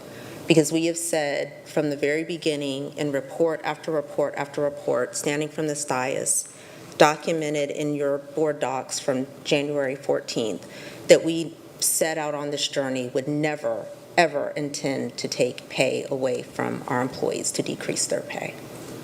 So there's just not clarity around what you're specifically. Well, usually teachers have a one-year contract. After the one-year contract, they sign a new contract, but that's a new thing. With the new schedule, I understand that you're not losing pay, but as a new teacher contract, would that adjust their pay going forward after 2025? So the contract is something that's completely different than what their salary is. So currently, our instructional specialists are classified employees, and they're classified as at will. And so if you take a look at Board Policy P-EMPW, it outlines exactly what an at-will employee is. So an at-will employee is an employee of the Board of Education that can be terminated at will. They can be terminated any time, or they may voluntarily resign their position. So in other words, there is not a contract, a piece of paper that is an agreement between the school district and that employee for employment for a term that's outlined in the contract. Instructional specialists are performing instructional duties, and as such, they should be aligned with the North Carolina teaching salary schedule and earning credit on their license and earning pay based on their years of experience. The only way that you can earn years of experience is if you're paid on the schedule. And if you're performing these duties, these are teachers that deserve a contract. So I think the two have been, and quite naturally so, confused, which is why we provided information to our specialist and as well to the board to kind of clear some of that up. But just to be clear, these folks are not going to lose pay. We've cut over $1 million out of our central office budget to pay for it. So that is to go towards the two-thirds of our instructional specialists to bring them up in pay, and then one-third their pay is going to be maintained with a differential because they're already above what the recommendation is. Thank you. Finished. Okay. Any other questions? All right, we have a motion before us is to approve the instructional specialist salary schedules. All those. Madam Chair. Oh, I'm sorry, I didn't see your hand, Vice Chair Rankin. Go ahead. No, I just want to take the time to say to instructional specialists that reached out, we heard your questions, and I want to say to district staff, thanks for taking the time to answer many of our questions, because there were questions from not only from specialists but also from some board members. I want to thank you for taking the time out to really give us a better understanding of why the change is being done and the overall reason behind it. And I think, for the most part, in the long run, this is something that was a recommendation that was made. Possibly it could be better for the district as a whole. So thank you, staff, for answering our questions, and specialists, thank you for your questions, because those questions kind of sparked some thought process for all of us on the board. So just wanted to say that. Yeah, I just wanted to echo Vice Chair Rankin's sentiment. When it comes to these issues around compensation, they're never an easy vote. And I just want to reassure all of those that reached out that I didn't take any of your concerns lightly, and I spent many hours speaking to staff and even constituents on this matter. But I also want to recognize that without board action tonight, instructional specialists would remain at will, and that could lead to even more uncertainty around their roles and compensation. While this recommendation may not be perfect for everyone, I think it provides structure, protection, and ultimately a path forward. And that is why I'm going to support it, but I just want you to know it wasn't an easy decision, and we spent a lot of time deliberating the pros and cons. Board Member Klein. I want to thank Dr. Hill, and Ms. Klutz, Dr. Cohn. And I'm sorry that she's not here due to a family emergency, and we're thinking of her, for listening to our concerns. We put y'all through the ringer because we had lots of questions. And I want to thank all the people who reached out to us, because this is tough. Some of us on the board have been specialists and understand at will is not necessarily the best feeling. And this is a protection for your position. And that's really something that I find very important for everyone, because there's the summer times when the specialists are really busy. They're the ones doing the workshops, they're doing the planning, and so we can't do without them. So thank you for listening to our concerns, and we did hear you. Was there? Oh, board membership. Yes, I also wanted to say thank you for so many questions being asked, and I want to thank you for the depth of the responses to these questions and continuing to answer them for clarity and understanding. And so I want to thank Dr. Hill and her staff, Dr. Khan, unfortunately she's not here tonight, and also who actually gave us some more questions and answers even tonight. So thank you. And also Ms. Klutz and everybody who's been involved in this, because this was a tough one. And I have been an instructional specialist, like I think Board Member Klein was alluding to. And so I really understand this. And it was a difficult one because there were so many pieces. But I really appreciate the time and the work to help us get to this point where we clearly understand. And teacher contract is important, and for them to understand the teacher contract versus being an at-will employee and what that really means. So thank you for all of this and bringing this to us this way. Thank you. All right, I think that we are ready for the question. And yes, thank you to staff for entertaining our many questions even late in this process. As board members, we have an obligation to respond to the public respectfully. We have an obligation to respond to you all respectfully. We have an obligation to interact and respond to each other respectfully, no matter the difficulty of the decision. That is the standard that we have. That's the standard we should have, and it should be a standard of excellence. With that being said, I think we're ready for the question.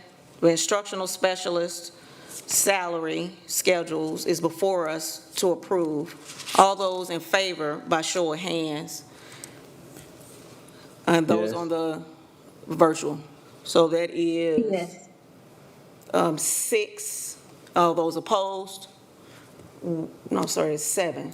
1 opposed. There being no further business, this meeting is adjourned.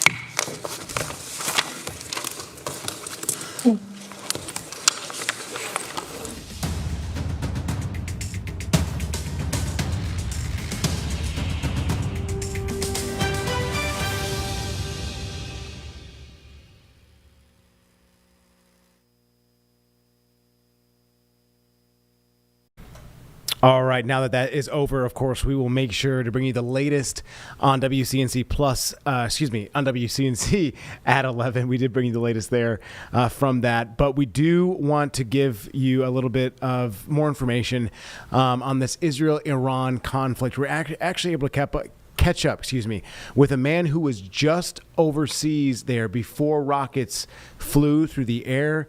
I do believe Vanessa Rufus did this interview a little bit earlier today, but really some just astonishing remarks that he had today to give to us, and really an interview we did want to play for you, so we'll do that now. We're joined by UNC law professor Michael Gerhardt because we're talking about Israel and Iran, the war, the conflict that's escalating there. And Mr. Gerhardt, you just returned back from Israel, and from my understanding, you were actually there as some of the retaliatory strikes were being lobbied on Israel. So you're back home now, obviously.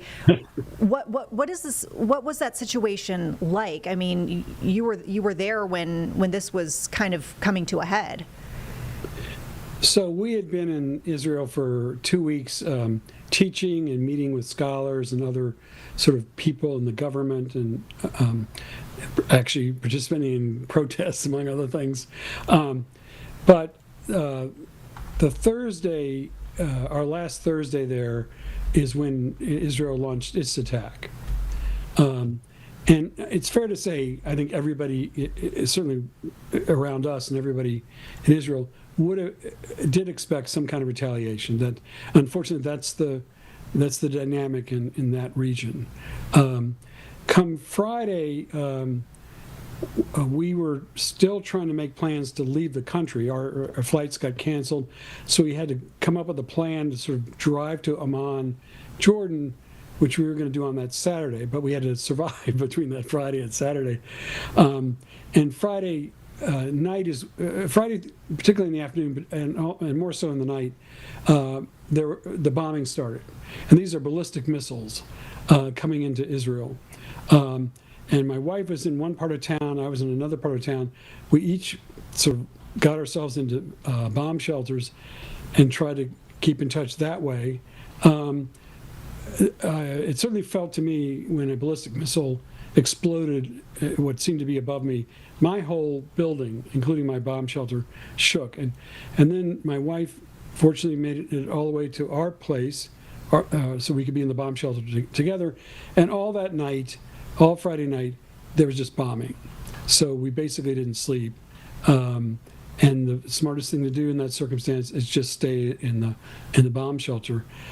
So we survived that Friday, and then Saturday we started to drive into Amman, and we were able to fly out of Amman, Jordan, on Sunday. I mean, the description, of going through that experience, I mean, it stops your heart to think about. And I mean, you touched on something that, keep in mind, of course, we know this from following this day by day, but I feel like the cycle on this story is moving quickly. It seems like there are new developments, but I remember kind of around the time frame that you were just describing there was a lot of talk about how Americans and or other folks who were trying to get out could get out because there were closures at the airport. So could you walk us through that situation of just trying to figure out how you were going to get home? I mean, obviously you were able to do so inevitably, but I mean, that was a big concern for a long time and likely is for still. All right, we're going to cut into this interview because our breaking situation, we now have an update on. We want to give you this live look at Milton Road in East Charlotte. This has now been considered or now moved to a homicide investigation in the 1900 block of Milton Road in the North Tryon Division. It seems like additional information is developing in this and will be released by the CMPD Public Affairs Division in the coming hours.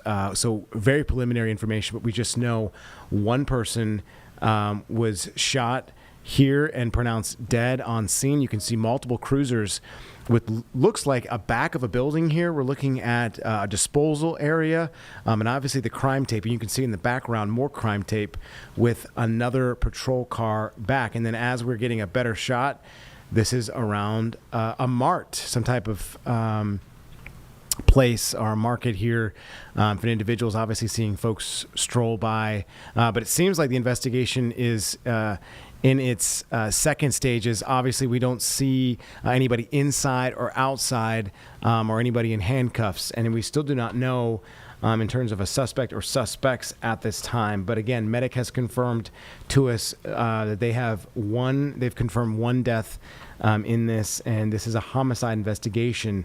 There was actually an alert put out earlier, and it looks like, again, the homicide unit is conducting this homicide investigation. So again, one person we know died here in the 1900 block of Milton Road.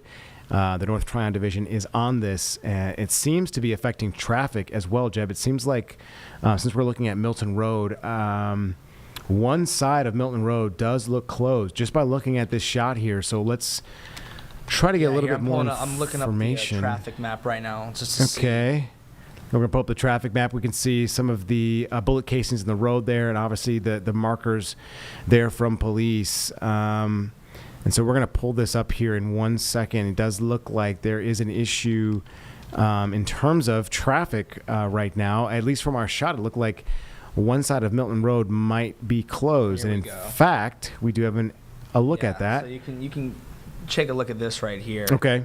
You can see a little bit of a... So there's the impacts, off the plaza. So as you're turning onto Milton Road from the plaza, which looks like it's south, obviously you're going to have more issues on the other side. It looks like that's where that Mint Payday Loans? Looks like it's on that side where they're looking at this and focusing their investigation on. And then you have a Milton Arcade as well.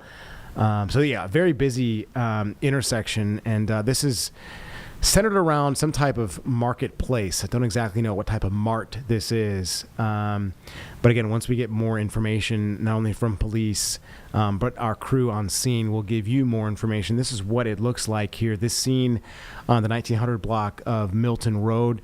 The North Tryon Division is investigating this. Charlotte-Mecklenburg Police Department's homicide unit is on scene right now. It's tough to see what business this might be impacting. It looks like our photographer, Tony, on the scene right now.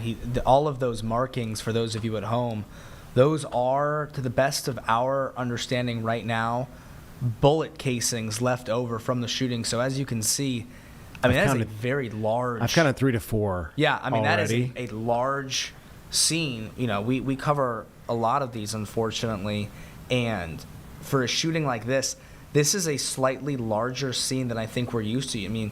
They don't normally spill into the street like that. You see that caution tape covering a wide perimeter. They're actually taking cones to help set that up.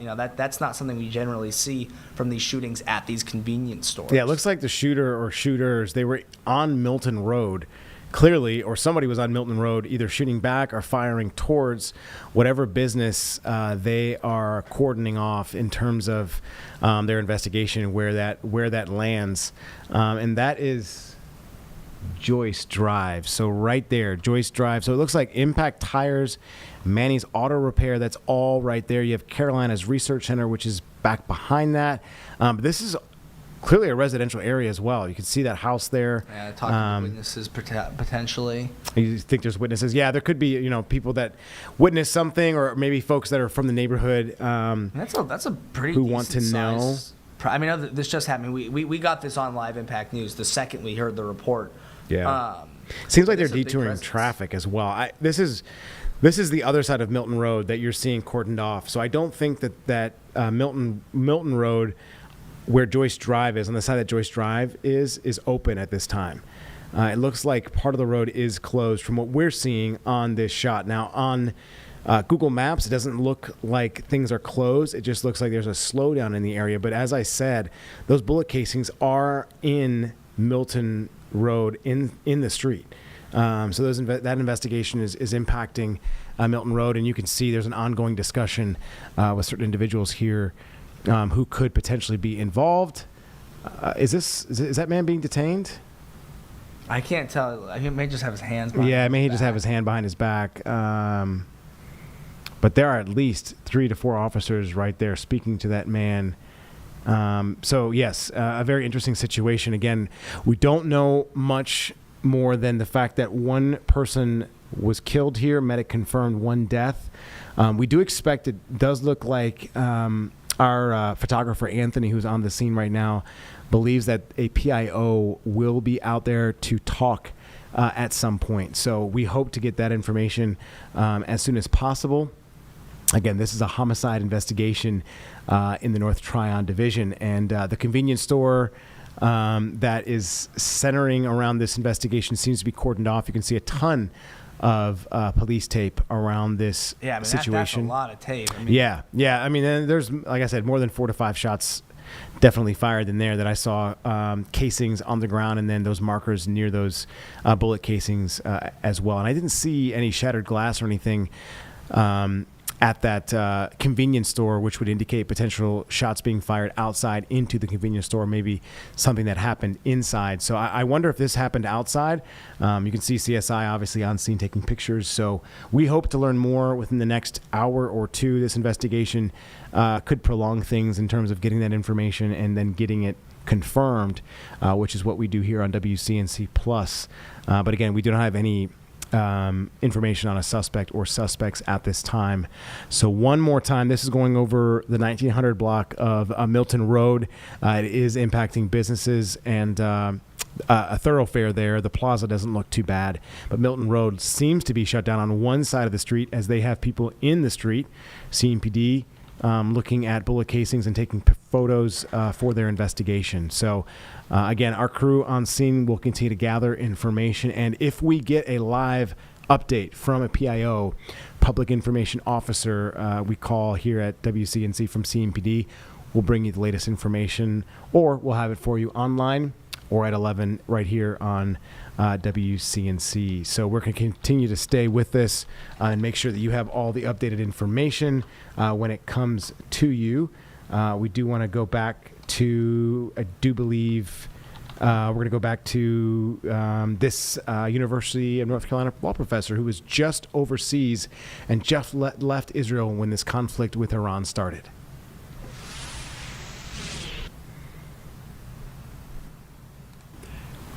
So on Friday, I think the last Friday we were there, in the morning, we got news that Ben Gurion Airport closed, which meant our Delta flight got canceled. We were already thinking of alternative plans. I just shut off a couple emails to the embassy. I didn't expect much, and that low expectation was justified when later in the day the U.S. Embassy sent out a message that we are not going to help Americans leave Israel, which basically meant, of course, we were going to be on our own. And I think we're already reconciled to that. Fortunately, we have some friends in Israel, including a really good friend who is pretty well connected in terms of the routes both into Israel and out of Israel. And with his help, we were able to schedule on Friday a series of drivers who would then sort of take us from Tel Aviv to Eilat, which is in southern Israel, and then we crossed over the Jordan border around Petra. And then we were met by a different driver who was able to then drive us from southern Jordan to northern Jordan, or where Amman is. And Amman obviously is a very large city of roughly 4 to 5 million people. And its airport was both closing and opening. So the night we arrived, Saturday night, it was open. But then it closed later in the night. Sunday morning, first thing, it was closed. And so we were not entirely sure what to do, but we talked to some people at the hotel and who told us they thought the best thing for us to do was just simply take a car to the airport, and if the airport opened, then we'd be able to fly out. The advice we got was also, if we don't go at that point Sunday morning, and the flight did take off. We'd probably never make it. So we went to the airport. I was tracking the airport itself on the drive, and it opened roughly middle of our drive to the airport. We got to the airport, went through 4 security stations in Jordan, considerably more cumbersome than we experience here in the United States. Plane took off about an hour late, but it did take off, and fortunately, it landed, and we got home. I think we were maybe 3. There were probably no more than 3 or 4 Americans on that flight, and it was full. I mean, did you ever anticipate that you would have to go through all of these measures just to make it back? When you first set out on this trip, I mean, and looking back now on what you went through to get home and all that you experienced while you were there, I mean, did this trip turn out so much different than you thought? I would say yes and no. We certainly didn't expect that Israel would be attacking Iran, or Iran would be retaliating during the time we were there. But I should note that the time we were there, Israel was still in a state of war, but its war hadn't yet totally focused on, or singularly focused on, Iran. One thing about being in Israel is you are fully aware of the possibility of attacks. Also, however, you're around a people who have been through this kind of thing before. So everybody around you is quite calm, and that actually helps you stay calm. And I think we were calm and very focused throughout. And I will say we got tons of messages while we're there from people who lived there and lived in the region, asking if we were okay, did we get out okay, and so on. And so there's a sense of, for lack of a better word, support that you have under conditions like that, which maybe helps your mindset. I guess on that note, since you are still in contact with folks back there, and you kind of alluded to this fact that there is a mindset, maybe an acknowledgement of the realities of the tensions that are ongoing and constant in that region. Do you feel like that mood is still the same at this point? Do you think things have maybe evolved, in the last several days? Do you think that folks might still be feeling calm and collected?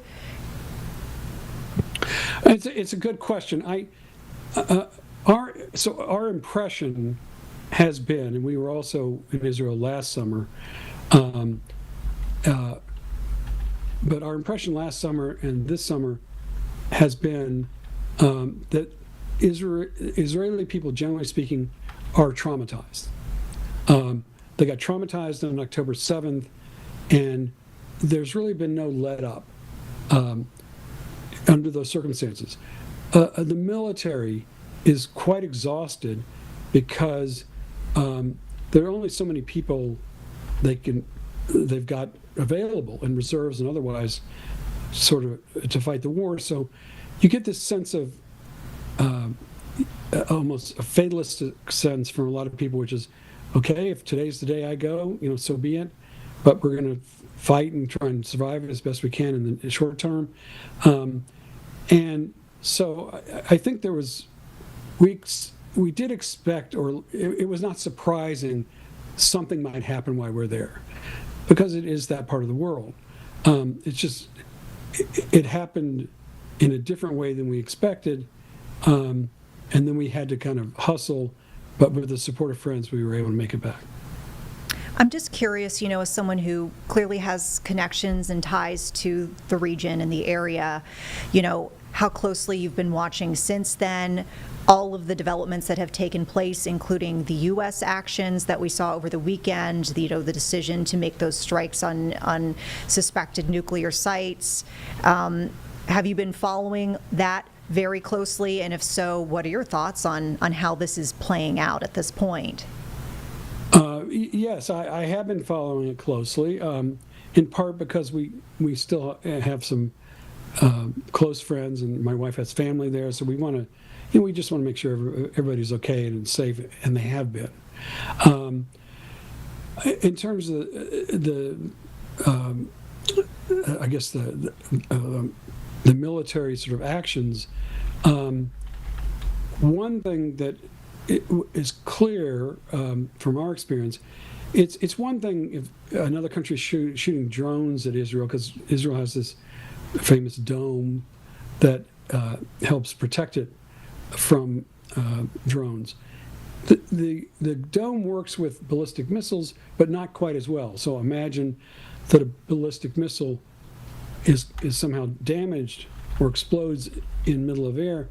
You still have the missile itself, which is going to land somewhere, and that could be very dangerous. So we kind of followed it to get a sense of, okay, how safe is it? How are things changing? I think the U.S. involvement was a bit of a surprise to the extent that it was,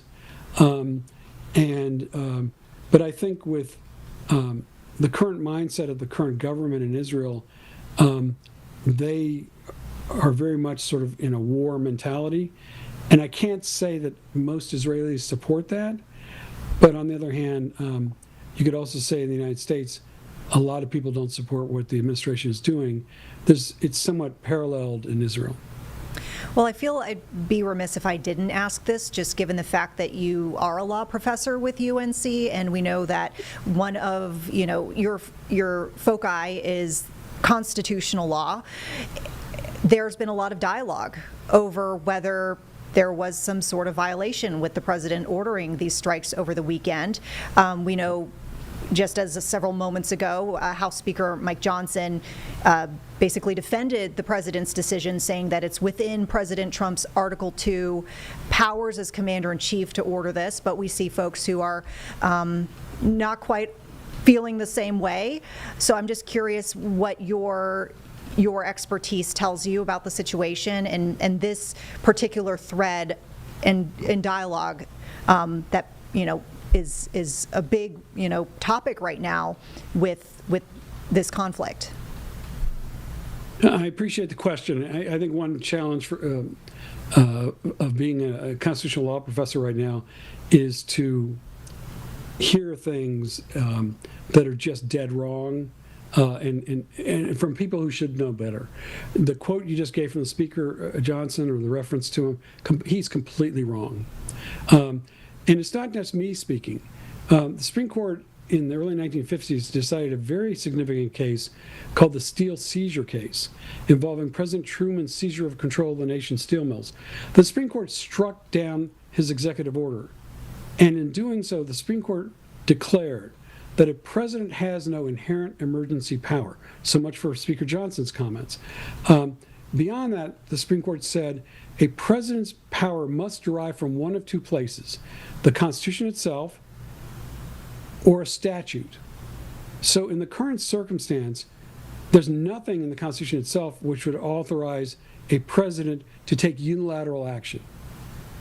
The Supreme Court has never acknowledged that that would be permissible, and our best understanding of the Constitution is that it wouldn't be permissible. The president's job is to implement congressional policy, not to be developing the policy himself in the absence of congressional action.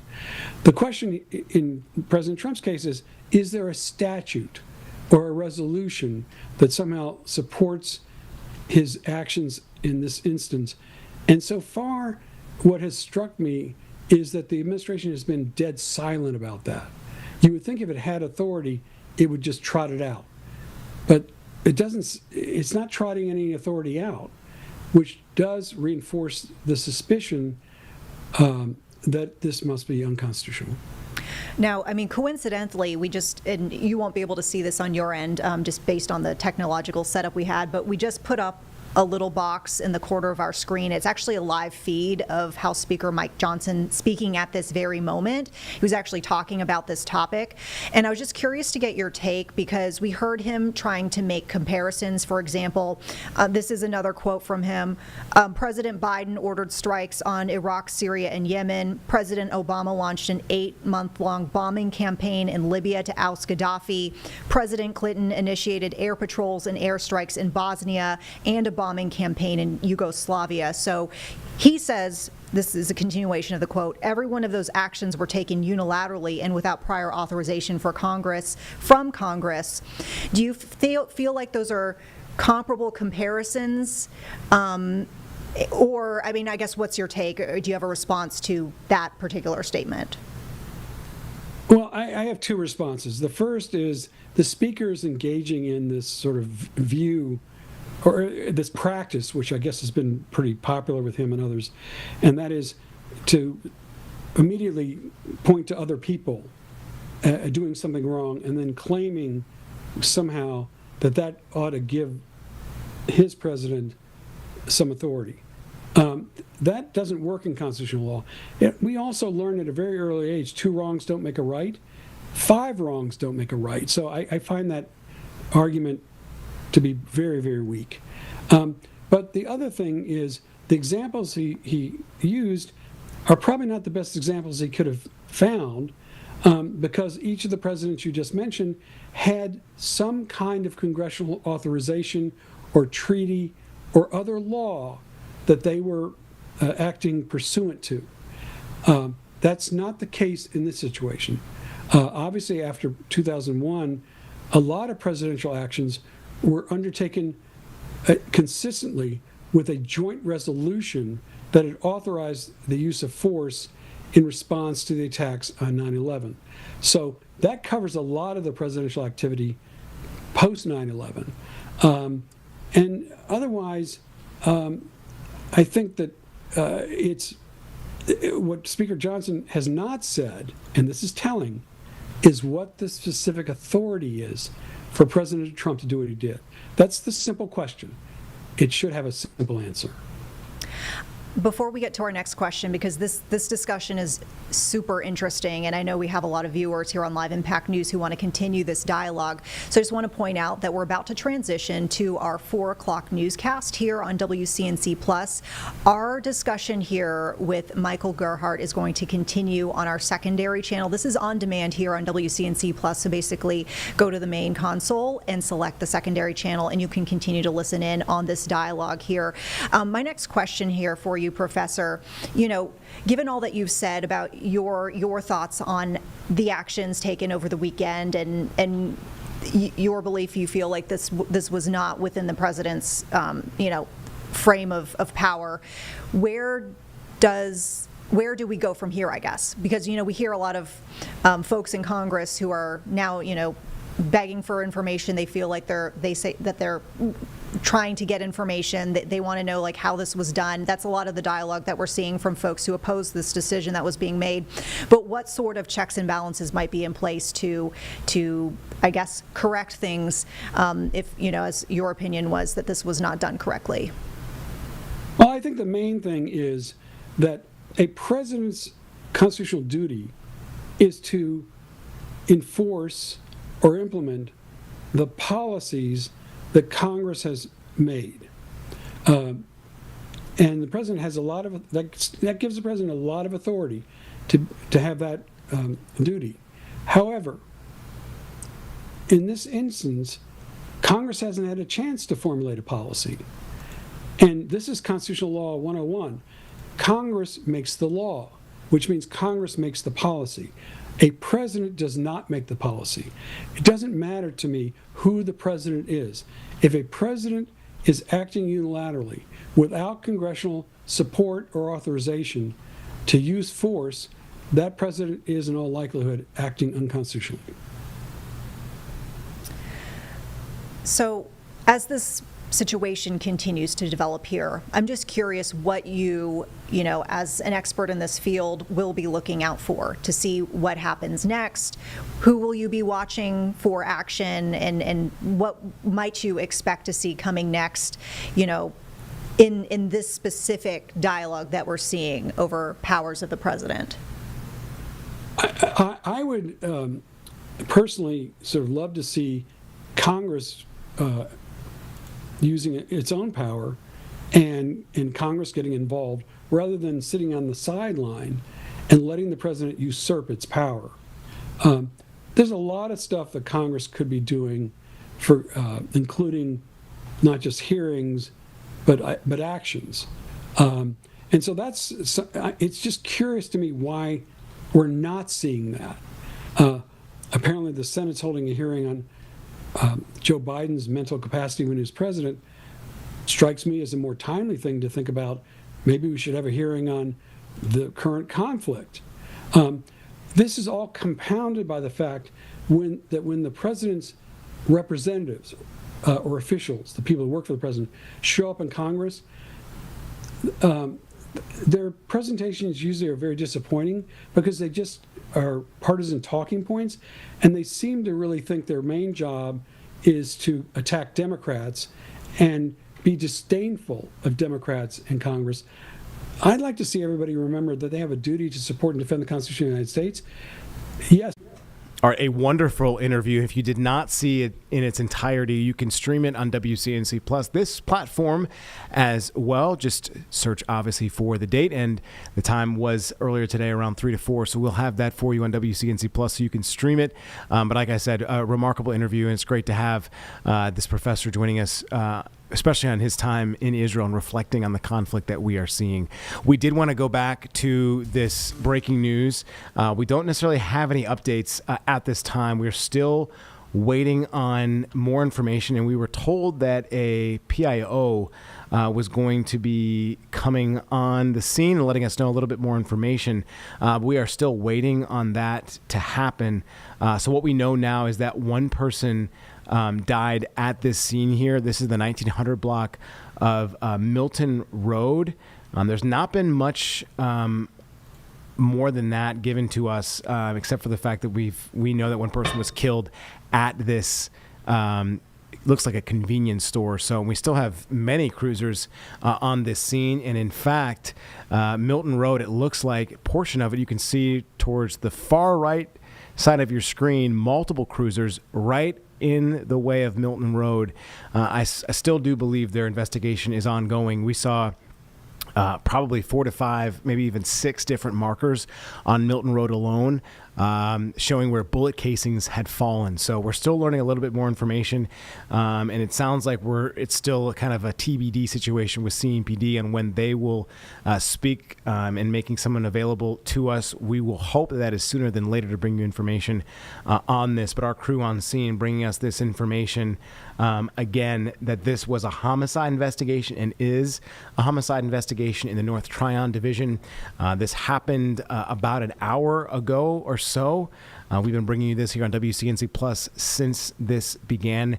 Detectives with the Charlotte-Mecklenburg Police Department's homicide unit conducting this homicide investigation. So we'll bring you more at 11 amongst other stories right here on WCNC. But thanks for joining us on WCNC Plus.